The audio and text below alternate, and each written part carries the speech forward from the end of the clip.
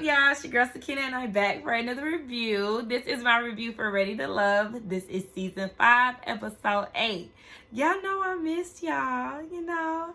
I have been gone, and I know I am super late when it comes down to this review because it airs on Friday.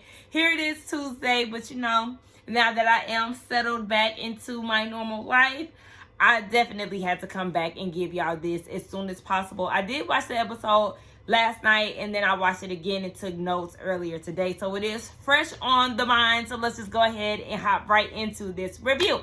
We know that it is the men's week to send a woman home, and Tommy is telling them that we want you to introduce the ladies to your ex. So you're going to have to call them up and be like, I got you. I got some new women that I could use your opinion on, in the great words of Drake. So it's a very nerve-wracking for the men, but I love to see the exes episodes because I want to know how these men or women were in their past relationships. Do y'all notice that it is a pattern? Last season, they had the women show their exes, and then this season, it's the men who are showing their exes. So I guess they alternate per season. I don't know if y'all peeped that, but I did.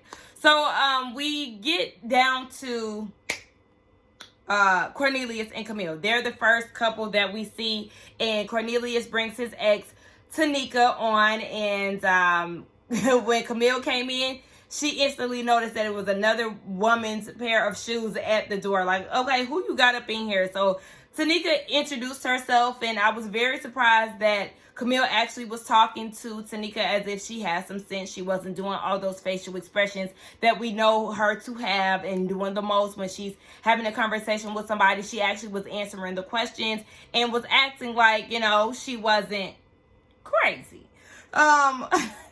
Did y'all notice that picture of Cornelius in the pool room with him and his ex before Camille got there? I said, it's kind of weird. Like, I understand you will have pictures of yourself in your house, but I feel like they should be strategically placed. I mean, this is essentially your game room, right? Why would they want to look at a Wakanda inspired painting or a picture of you? I don't know. It's just kind of weird to me. Camille said that she didn't want to be asked 1,000,001 questions. And like I said, it's very odd that she doesn't like being questioned, yet she finds it okay to ask people 101 intrusive questions. Make it make sense, Camille. I don't understand why you be tripping about stuff like that. But the ex wanted to know where Camille was when it comes down to celibacy. And Camille said that she dates with intention. And if that's something that they agree upon to strengthen their connection with God, she's with it. I said, if? Now, hold on, wait, Miss Camille. Here you are again, teetering when it comes down to celibacy. Remember last week, she was acting as if her friends didn't know that she was celibate, and she said that she wanted to test the waters out first. And now here she is with the ex, and she's saying that if that's something that they agree upon, then she's with it. Well, I thought that you already agreed with yourself that you were going to take things slow and not be out here giving your cat away to just anybody, and you were saving yourself for marriage. Baby, her and Cornelius don't know if they want to save themselves for marriage or they want to get it in ASAP. It just doesn't make sense to me.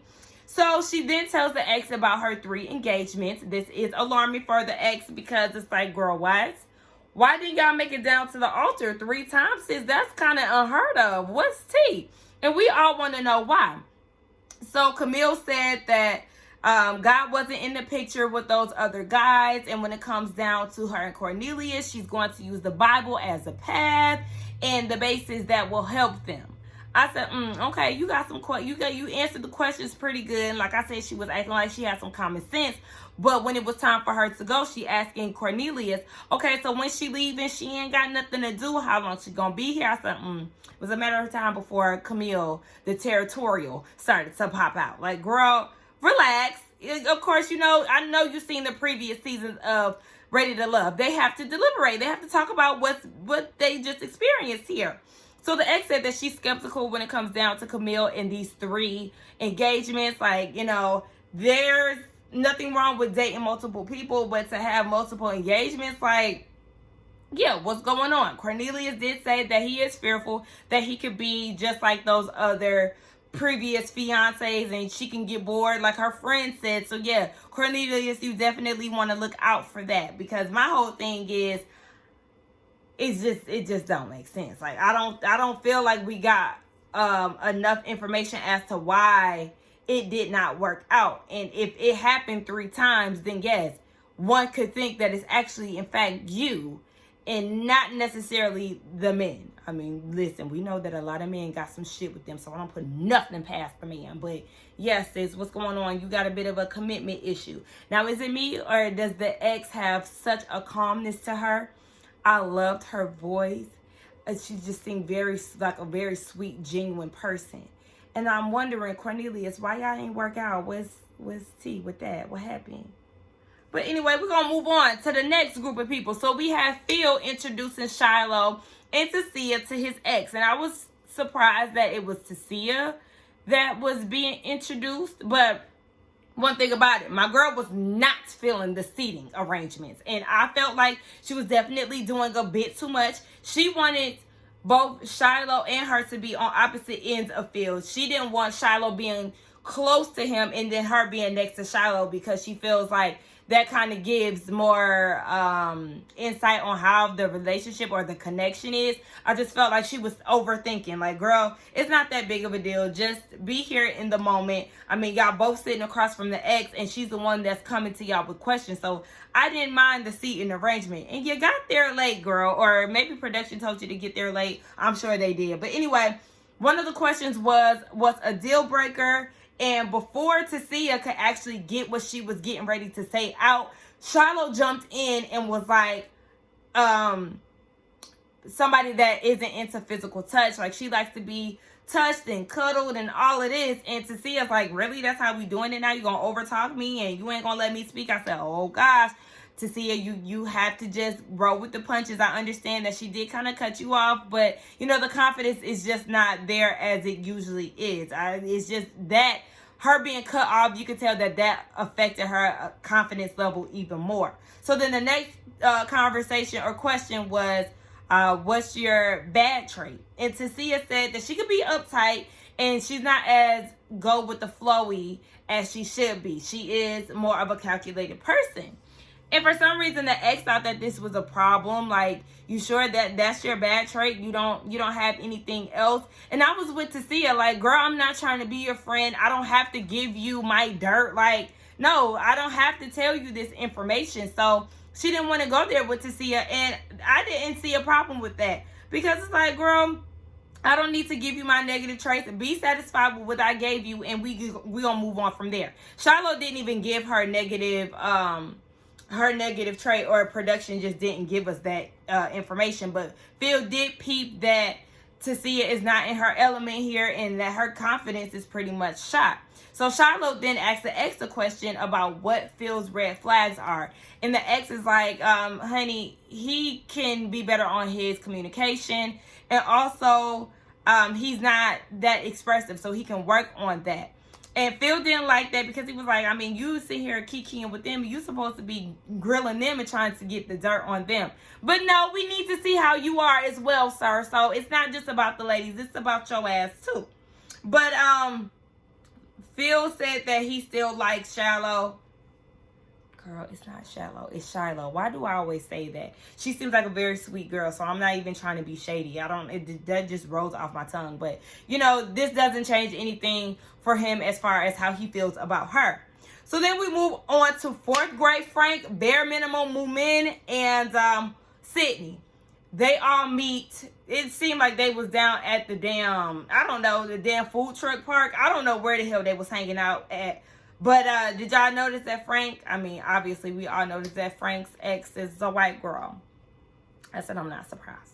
I'm just not. It's something about him that does not shock me. But anyway, did y'all see that he was trying to get his ex to go easy on him and not throw him under the bus? Nah, nigga, we need to know your dirty secrets. What do you have going on? How was you in your previous relationship? Fuck going easy. We need to know the tea. So Sydney comes in with a whole list of questions saved in her notes. I said, now sis, I was getting the impression that you didn't know that you were going to be meeting the ex, but these questions are definitely giving you came prepared because you knew. So I'm like, okay, Were these questions something that you were thinking about along the way that you wanted to ask Frank down the line? Like, why you have a whole list of questions? And with his name. So I'm like, okay, so it has Frank and then a whole bunch of questions. I'm like, okay, so do you have one for Dante? And do you have one for Phil? Like, is this for every man on the show? I needed to know. Anyway, Sydney did come with a good question. She asked a question about communication. And the ex said he's a 2-star when it comes down to texting, 5-star when it comes down to face-to-face interaction. She also asked who's the first to resolve an issue. Not they both said, but Frank said he felt like it was a mutual thing. They both were trying to resolve the issue. And then she asked, what prompted you to move on? And the ex said that she wasn't getting a lot of attention. So that is something that the ladies bonded over. You know, all of them are fire signs. They want attention. They sisters at this point. They see each other. Then the ex asks, what does family look like to you? Because family is very important to Frank. And Mumin said that she's not very close to her family, so that is something that she wants. But she is excited to start a family. And then Sydney said that she wants to do things in the right order. So, you know, marriage, then kids. And then the ex asks, what's your favorite thing about Frank? I don't know why I couldn't get that out. And Sydney is like, there's just not one thing. Like, I just really feel like he's the male me. We're the same person. And there's just something about him that makes you want to cling to him. Is it? Okay, girl.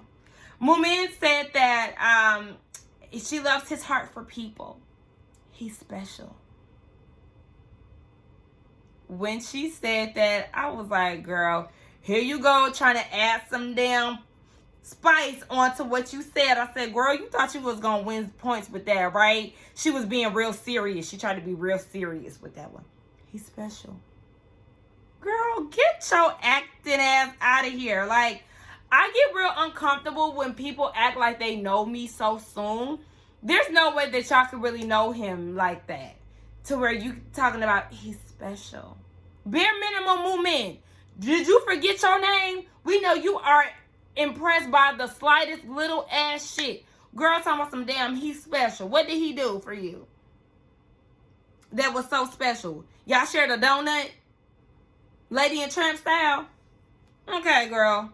Anyway, the ex, she said that she doesn't know who is best for him. He's dealing with 2 different personalities and 2 different women. So she's like, I'm not even sure that you know what you want. I said, Leah. I think that's her name. I said, you want it, girl. You right. 2 different women. Frank don't know what the hell he want. He just rolling with it. So then we move on to Walter, Bare Minimum, Mumin, and Sabrina. They meet his ex. And when I tell y'all, I was not expecting that. I was not expecting Walter's ex to be his ex. I think she's a beautiful girl. I really do. Once I got past the distractions, because it definitely looks like her hair got rained on because it was raining that day. She had some matching shades that were kind of like the identical color of her pinkish, reddish outfit. And then she had these very loud yellow nails that looked like they had crystals on them. Now, I love me a long nail. I mean, mine is pretty medium length, but when I was actually getting my real nails done, my nails were longer than this. But I love a long nail and a bamboo earring. But ma'am, I guess we can't say that Walter has a type. Even though she did say that Sabrina is Walter's type. I don't know. You know, whatever. Sabrina said that she was stylish. I said, where? Huh? Like I said, pretty woman. But I'm just not seeing, like, the put together look. No, ma'am. No, ma'am. The ex says that Walter likes challenges. And Sabrina says that she's a challenge. For some reason, the ex took this as Sabrina potentially being crazy. And she even asked Sabrina, so are you crazy? Sabrina said, nah, I'm too sophisticated and fabulous for that. I said, okay, girl, we'll see down the line if any craziness pokes out of you then. So then ex asked Sabrina, is there anything that she wanted to know about Walter? And then Sabrina goes and says, any questions I have, I'll ask him because I feel like he gives me a genuine answer. I don't need anybody to validate that for me. I ain't like that. I just felt like, okay, you're very trusting in him. I mean, I guess trust is, a foundation to a relationship. But it's like, girl, you only knew him for a few weeks. If you have the opportunity to get some information from the ex, why not? I mean, granted, some exes, they might be a little jealous and they might be, trying to fabricate stories and whatnot. But, I mean, the guy is there to kind of, go against those type of things. But whatever. I was like, okay, girl. You better have faith in Walter. He is no exception, sis. Ask the questions. That's what she's here for. Then Moment shows up, and then, Sabrina's taken aback by this, and she ends up leaving. Now, in her confessional, she said that she had something to do. But in her confessional, she was like, she's not intimidated by what relationship Walter may have with Moment because we're leaving here together. Daddy knows where home is. Does he? And you're claiming him like that, but sis, I'm sure you know that he wants kids. And you don't want kids. So how is that going to work? Okay, so moving on to bare minimum Moomin. The ex asks about how she feels about her sexuality and being sexual. Moomin says she's saving herself. And Walter is looking like this is news to him. He didn't even know. And he was saying in his confessional, yes, he's a very sexual person. So, honey, I don't know how that's going to work. Y'all not having these conversations, and I'm confused. Like, where are these connections coming from if y'all not having conversations about things like this? Child, whatever. So then he says in his confessional that, he's a sexual person and 50 shades of light skin. I said, okay, freak. Now, Moomin goes and says something that I was confused by, right? She says, I give off a sensual energy that lets him know that everything is going to be okay when it's time. What are you talking about? People just be saying anything that they think sounds good. That did not make sense to me. If it made sense to any of y'all, let me know. But I was looking at her like, what? Okay, girl, she just be saying any old thing. Now, she leaves, and the ex is like, she likes Moomin because she's more of a safe choice. I don't like that word safe because it's giving safe. Like, I mean, yeah, let's just go on the safe side and let's just go with her. No, go with who you really like. And she said that she doesn't really believe that Moomin is saving herself. She's just using that as a way to really be committed to somebody. She really wants to be locked in. And she said that Sabrina gives her crazy controlling vibes. And I'm just trying to see where she's getting those vibes from. Because I really didn't see it. Y'all let me know if y'all see crazy controlling. I see that Sabrina would be somebody that will hold her own. But I don't necessarily look at that as crazy or controlling. So we go on to Dante, Zadia, and Shiloh. Now, Zadia gets there first. And she didn't like the fact that Shiloh showed up because she wasn't expecting that. And she said that, did Dante know she was coming? Duh. Dante the one who invited her, girl. So, she's throwing shade, talking about, I wasn't expecting you. And can I get another drink in regards to Shiloh showing up? But I'm like, girl, don't show that you're pressed about this. Like, just chill. Be cool. Never let him see you sweat, girl, because it's not even that serious. So the ex says that since Dante has moved to D.C., she has seen a more mature side of him and that he's way more responsible. So then Zadia asked, would you date him today? And she said yes. And I was annoyed that the ex was looking at Shiloh and Dante when answering that. And I'm like, can you look over to Zadia because she's the one who asked the question. I don't know if I'm the only one who peeped that, but she answered Zadia's question looking at Dante and Shiloh. That's a pet peeve of mine. So then Shiloh asks, is there any good signs that you're in there with him? And Zadia was like, and to piggyback off of that, is there any warning signs that should let you know, okay, girl, it's not looking too good? So the ex was like, yes, when he's affectionate, y'all are on. When he's not, y'all are off. So the girls end up leaving, and the ex is giving her opinions. Now, she said that she would choose Shiloh for him because she didn't ask about all the dirt. And I said, I think that Zadia was asking good questions. I don't feel like she was being messy from what I seen. Now, granted, production could have edited certain things out, and it could be that we didn't get to actually see the entire date. But they said that Shiloh was more focused on the good and not his flaws. I need to know the good and the bad, especially dealing with somebody who has 3 kids with 3 baby mamas. Child, it's definitely some shit going on with Dante. Just because you now burn incense and carry crystals, that does not erase your past.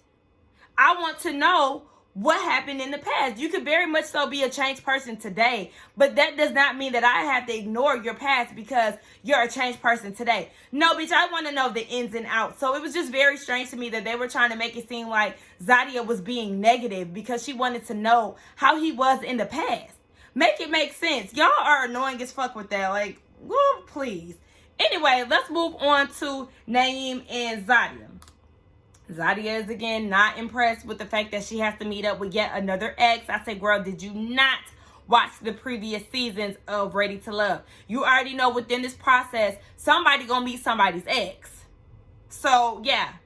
I don't understand why you acting so surprised by that. Victoria, Naeem's ex, gorgeous. Gorgeous, gorgeous, gorgeous. I said, okay. But one thing I'm noticing, now you talking about you don't like women with weaves and makeup and all of this. Victoria had that. Zadia has that. Naeem, what's going on?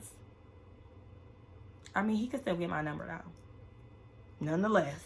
The ex asked Zadia what's her love language, and she said quality time and physical touch is up there. And the ex was like, ho ho, just so you know, he is not into physical touch, girl. He is not here for cuddling. And Zadia was like, oh, okay, cuddling. You don't do that now. And now the ex and Naeem, they kind of started going back and forth a little bit about that. She was like, oh, well, because he was like, that's not true. She was like, oh, well, I guess you just wasn't trying to cuddle with me, huh? Zadia had to break it up a little bit like, okay, yeah, this is getting a little awkward. Hold on. But in her confessional, she said that cuddling, not wanting to cuddle, was a red flag. Why? Everybody don't want to cuddle. Baby, I was cuddling with this dude one time. Baby, I woke up in the middle of the night. Our legs was literally sweating because his legs was on mine. Everybody don't want to do all of that in the middle at night. Now, we could cuddle for a little bit, but really cuddling all night is not really practical. It's not really comfortable. Everybody has different ways of sleeping and things like that. So it's like, yeah, we can cuddle on the couch for a little bit. We can cuddle in the bed for a little bit, but I don't want to cuddle with you all night, honey. I'm trying to submerge my face in this pillow. I don't have time to be doing all of that. So, yeah, I just didn't find that to be a red flag. So then the ex said that she never knew him to be in a serious relationship, and that's really because he's particular. And he has a guardedness about him. And I told y'all, that's actually what I like about Naeem, is the fact that he's not going to just settle for anybody and have 3 different kids with 3 different women and stuff. He's very particular, and I like that. Like I said, Naeem, you watch this review by chance, or anybody who knows him get a hold of this review, call me. I like him. So, Zadia, if you don't want him, he can come swing my way, baby.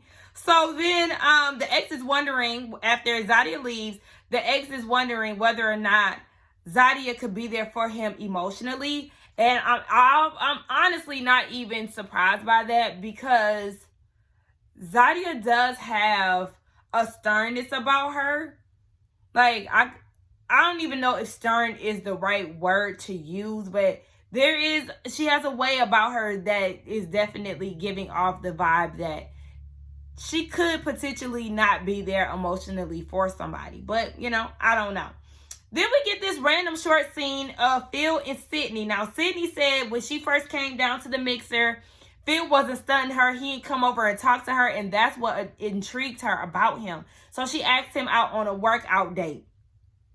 Why do y'all think that going to work out is a fun date? One thing about it, do not invite me to the gym as one of our dates, because, bitch, I'm not coming. Now, if y'all want to go on a nice hike or something like that, I'll walk with you. I'm not running. I'm not lifting weights. I'm not doing jumping jacks. I'm not doing sit-ups. I'm not doing burpees. I'm not doing none of that shit on no first date. I don't want to do that in my regular day-to-day. Why would I want to do that when I'm trying to get to know somebody all out of breath, ready to take a nap, sweaty and shit? No. Don't invite me to no damn gym date. Shit. Now, is it me, or was Sydney doing a little too much trying to get on that workout machine? She was doing too much to try to make Phil look at her booty. And her booty looked fake. I said, I don't know how I feel about Sydney. I was going up for her at first, but I don't know.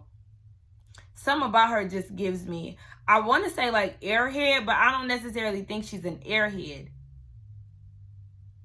I don't know. Y'all let me know how y'all feel about her. But I ain't seeing it with her in Phil. She wants to get married and have kids, and she thinks that they're a match made in heaven. Girl, how? You know how many people have that in common? Oh. And where was Aisha? I thought that Aisha would have been the one to meet up with Phil's exes. Girl, he only had one. I thought she would be the one. And then what happened to Aisha and Frank? That relationship just fizzled out. Remember, they was doing all of that chemistry bullshit down in the photo booth on that date? I guess it's just over with for them, huh? I'm confused. Moving on to the men's lounge. They start talking about their dates. There was really nothing for me to, go over because we already seen all of it play out. But what piqued my attention,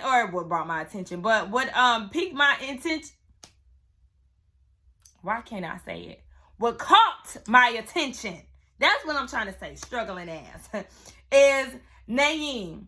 He said that his ex was saying that there's some things that may not have been perceived in the greatest light, but he's good. So then this leads Frank to saying in his confessional that Zadia is basically taking advantage of him. And that was alarming because, remember, the ex also said to Naeem that women have a tendency to take advantage of him. And that he doesn't see that because he's blinded by the booty. I'm taken aback by that because obviously there's something that they're seeing that we're not. Zadia strikes me as a very independent woman. She already told him when they went on their first solo date together that she spoils herself. So she's not looking for a man to spoil her. So where are y'all getting that from? There has to be something that we're not seeing because I just really feel like my girl handles her own. So what's going on? Y'all give us some behind the scenes tea because I'm not seeing that from my girl. Even though I can't necessarily give her the title of my girl anymore because the way she been moving lately, she mean. Zadia kind of mean, y'all. And that's no secret. So then Dante, he also said that this is also something that caught my attention. Dante said that he's been feeling Aisha, who's been MIA. So where did this come about? That I guess they've been FaceTiming or whatever. And then Cornelius said that, Cornelius was talking about the whole dating situation. And Tommy is like, you sure you ain't avoiding her, controlling territorial signs? Like, hello, the red flags are waving, but, he is choosing to ignore them. So, child, he already know that he ignoring it, and that's a damn problem. But you want to be the fool? Be our guest. They talk about who they're not feeling. Frank and Dante ain't feeling Tasia. Phil and Walter are not feeling Camille. Even though Walter is like, you know what? I'm not even going to say Camille's name out of respect for Cornelius. They know that he only got one connection on this damn show and vice versa. So they was like, you know what? We ain't even going to say her name for him. And then Phil and Cornelius go and say Sabrina. I said, Cornelius. Now, you know Walter is feeling Sabrina, and then you go and say his girl's name. Where does your loyalty lie, sir? I said, okay.